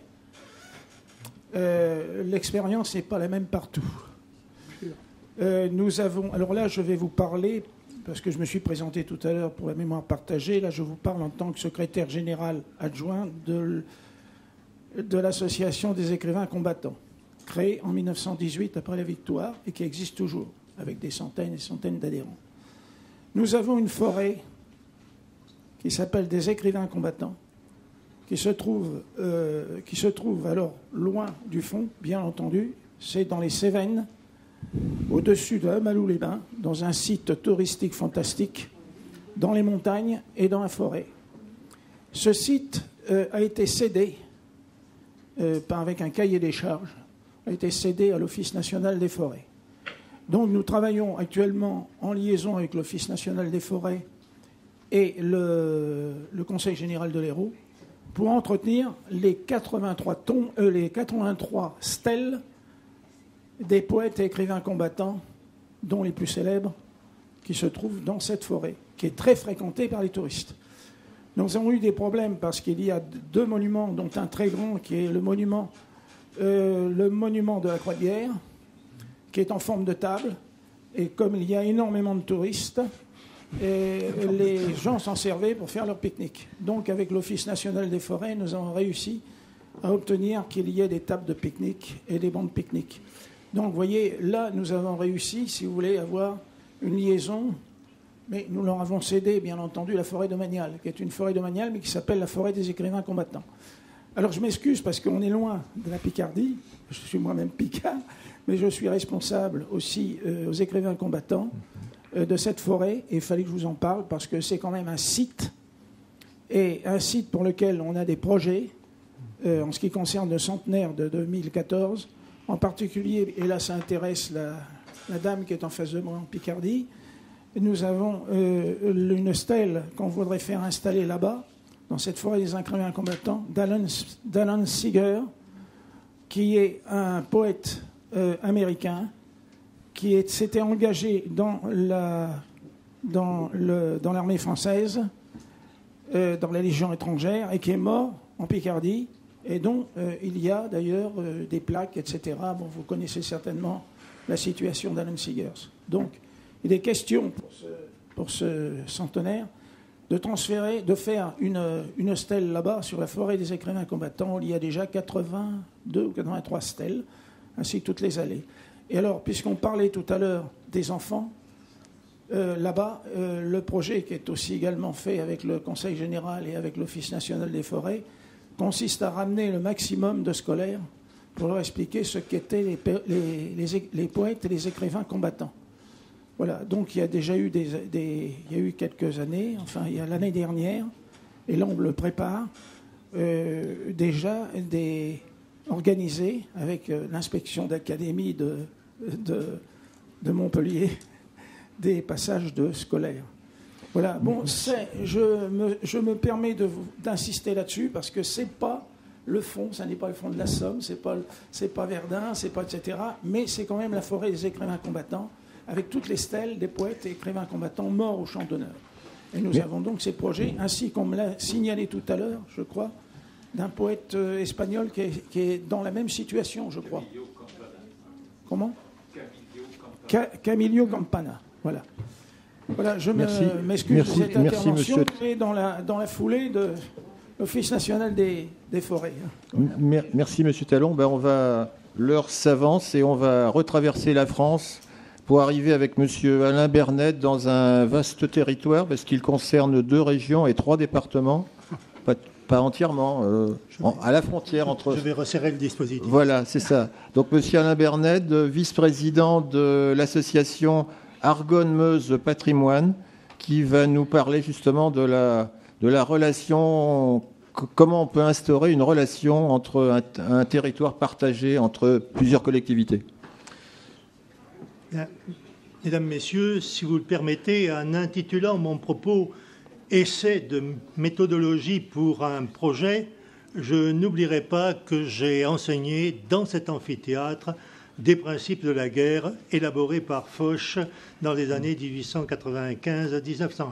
Je m'attacherai donc, comme Foch, à partir d'un cas concret, le ravin du Génie, situé en forêt d'Argonne, à exposer devant vous quelques éléments de méthode qui nous ont permis de sensibiliser, c'est-à-dire rendre réceptif aussi bien le grand public, le monde associatif que les décideurs, et ceci de façon à contribuer à donner un avenir aux paysages et aux sites de mémoire de la Grande Guerre. Commençons, si vous le voulez bien, par les décideurs. Dans un premier temps, il faut savoir se mettre à leur service et leur apporter l'expertise dont ils ont besoin pour assurer les obligations et responsabilités qui sont les leurs. Il ne faut jamais perdre de vue que les décideurs sont toujours soit comptables des deniers publics, tels le Conseil général ou les collectivités qui appuient par leurs subventions les différents projets, soit responsables de la sauvegarde et de la gestion du patrimoine.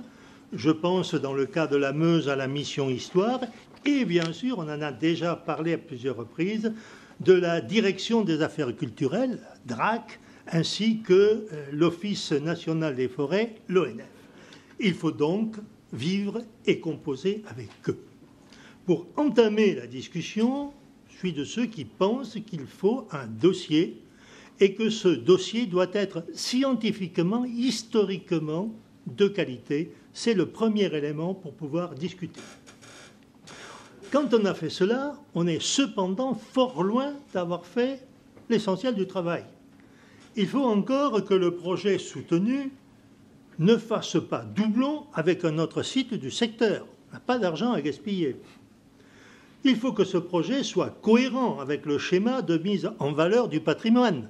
On ne s'improvise pas chercheur dans un coin comme cela. Il faut que ce projet représente une véritable valeur pédagogique. Et enfin, il faut que ce projet ait un rapport coût-efficacité, disons, acceptable. Mais pas avec ça que l'on gagnera de l'argent, mais il ne faudrait quand même ne pas trop en dépenser. Le cap des décideurs étant passé, le travail n'est toujours pas pour autant achevé. L'étape suivante est celle du faire connaître et accepter le projet par le grand public comme par le milieu associatif. Cette étape est, pour moi, indispensable, car généralement, le sauvetage d'un site de mémoire implique le recrutement de main-d'œuvre bénévole. Une piste dont l'efficacité est à peu près démontrée est l'organisation de chantiers de jeunes. Avantage certain, les jeunes ainsi recrutés, cette expérience en Argonne, qu'ils soient français évidemment, polonais, russes, estoniens, certes toujours en petit nombre, ces gens-là vont devenir des ambassadeurs de la mémoire, de notre mémoire. Nous avons également tenté d'élargir le champ du recrutement en sollicitant plusieurs municipalités dont le monument aux morts comporte des noms d'hommes tombés, dans ce cas-là, en Argonne. À cette occasion, nous avons informé les maires du Val-de-Marne, puisque je réside dans le Val-de-Marne, j'ai donc informé les maires du Val-de-Marne, quelques maires de cette région-là, que une ou plusieurs écoles primaires de leur commune travaillaient sur des noms dans le cadre de soldats tombés donc en Argonne, dans le cadre du concours des petits artistes de la mémoire organisé par l'ONAC. Force est de constater que la plupart du temps, ces courriers sont restés sans réponse. Un seul sur une dizaine de maires consultés, un seul maire adjoint chargé de la mémoire a accroché et le résultat a été tout de même tout à fait positif. 1 sur 10, pourquoi pas.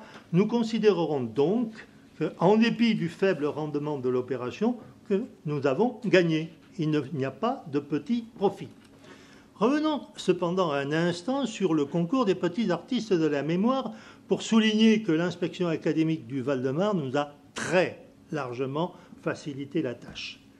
Travaillant en étroite coopération avec les professeurs des écoles, nous avons appris à des enfants éloignés de la zone des monuments et des vestiges du front à avoir la curiosité de connaître un peu mieux ces hommes dont les noms figurent sur les monuments aux morts, à lire les plaques des Russes qu'on évoquait tout à l'heure. Et la chose la plus importante sans doute, nous avons pu les initier aux premiers rudiments de la recherche en exploitant des documents d'archives et en particulier évidemment le site de Mémoire des hommes. Là aussi, nous avons, je pense, recruté des ambassadeurs. Cette sensibilisation de détail fonctionne. Mais il faut être prudent, il y a toujours des effets pervers. Nous avons dû affronter quelques archaïsmes de la part du monde associatif. Un certain nombre d'anciens, il faut bien le dire, qui se sont parfois érigés en gardiens du temple de la mémoire, ont eu tendance à outrepasser leurs prérogatives et à avoir un vocabulaire, c'est ça que j'ai appelé archaïsme, avoir un vocabulaire qui ne colle pas avec la situation réelle. Il faut faire attention à ce que l'on dit, surtout quand on est dans des écoles de banlieue avec un certain nombre de nationalités. Donc il faut être prudent, il faut faire attention au vocabulaire, un vocabulaire qui peut parfois blesser. Nous avons rencontré incontestablement ces écueils-là, mais il y en a d'autres. Attention, intervenir sur un site historique nécessite, dans certains cas, il faut bien le dire, une véritable expertise. Si tout dérapage est synonyme, bien sûr, de perte d'argent, il y a pire, certaines erreurs peuvent entraîner la destruction définitive de toute partie du site. Pour éviter ce genre de situation extrême, je suggère donc d'avoir, avant d'entamer les travaux, recours à un expert qui jugera de ce que l'on pourra faire. Et puis, pour faciliter la tâche, je crois que la rédaction d'une sorte de cahier des charges, ça serait quand même pas si mal que ça. Ce document peut être un véritable engagement vis-à-vis des autorités dont on va solliciter la manne financière et des autorités responsables, ainsi qu'un code de bonne conduite pour tout intervenant sur le site. Il y a des règles à connaître, autant les connaître plutôt que de les découvrir quelquefois sous le bâton d'autres intervenants. Par ailleurs, je souhaite vous mettre en garde, c'est mon expérience, je la revendique, contre certains phénomènes d'appropriation du champ de bataille de certains sites. Je sais. Il n'est pas facile, quand on a besogné, transpiré pour sauver, réhabiliter, mettre en valeur une parcelle de notre mémoire, de la reverser au pot commun. C'est quelquefois nécessaire car entre consacrer du temps à la réhabilitation d'un site et ensuite se tenir à la disposition des visiteurs n'est pas forcément de la même nature.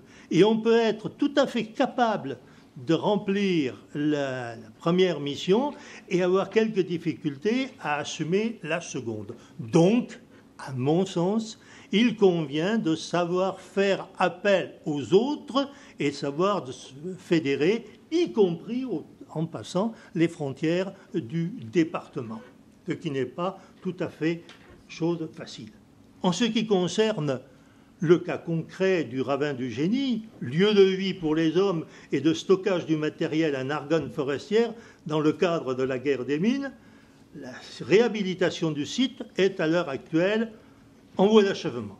Il s'agit maintenant de passer à, entre guillemets, son exploitation, à savoir la mise en œuvre d'un musée de plein air, c'était notre choix, visitable en libre service, et ceci devrait trouver sa place dans le cadre du projet global Argonne 2015, projet qui déborde sur le département de la Marne, avec des liens avec Saint-Menehould en particulier.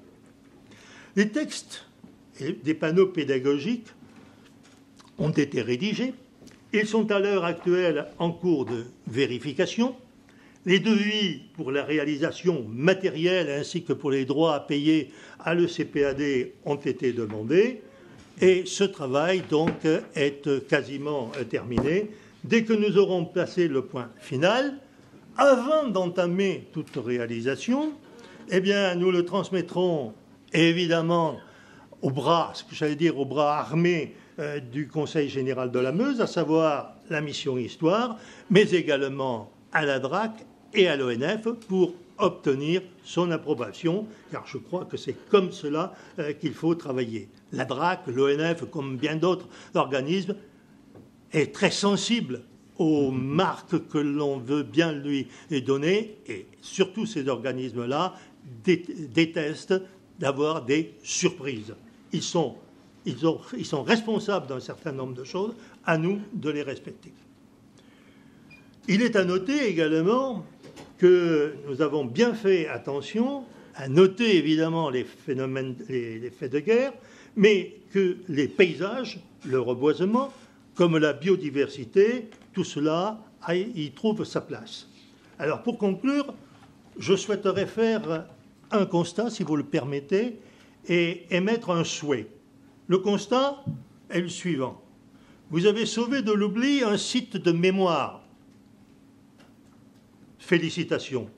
Mais souvenez-vous de Clemenceau à la Chambre des députés le 20 novembre 1917. Je cite, « Ces Français que nous fûmes contraints de jeter dans la bataille, ils ont des droits sur nous. » Le souhait, s'il vous plaît, évitez les phénomènes d'appropriation et sachez remettre ces sites dans le circuit collectif du patrimoine de la mémoire. Je vous remercie. Merci. Merci, Monsieur Bernet. Donc, ça ne sera pas tout à fait la conclusion générale, mais presque, parce qu'on a déjà dépassé de quelques minutes et le temps il va être temps de rejoindre l'autre amphithéâtre. Peut-être une ou deux questions, mais peut-être... S'il vous plaît, simplement, oui, c'est le ravin du Génie. En Argonne forestière.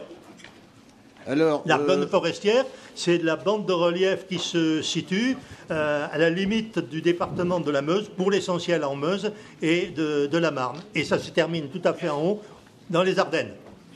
Ardennes françaises. Alors, le département de la Meuse a édité quelques brochures très intéressantes, très bien faites par un éditeur de revue, dont une qui s'appelle Le Guide de l'Argonne.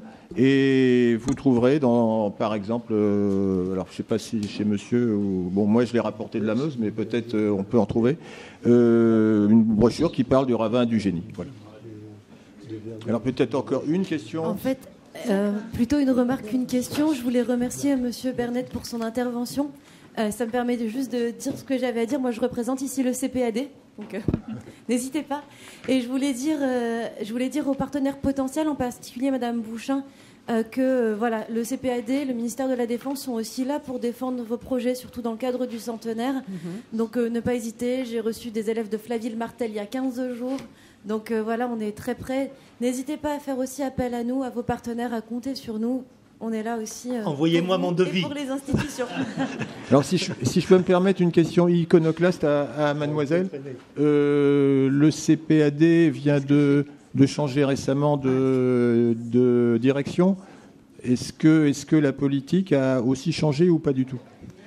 Le CPAD a effectivement changé de direction. La politique a aussi changé, mais à mon avis, pour le mieux. Parce que en tant que journaliste, je recevais des communiqués de presse régulièrement avant et plus depuis. Donc voilà. Ça va reprendre. Et puis, je vous donnerai de quoi me contacter si vous avez besoin de quoi que ce soit. N'hésitez pas. Voilà, peut-être encore une question et on termine parce que l'heure, il faudrait pas. Comme je détiens le micro, je vais essayer de poser une question, mais qui est aussi une remarque. Cette grande guerre, elle a mobilisé de très nombreux pays. Et pour faire le lien avec le dossier UNESCO, c'est un dossier dont on a vu qu'il était international. Là, on a abordé une sensibilisation avec une approche très française.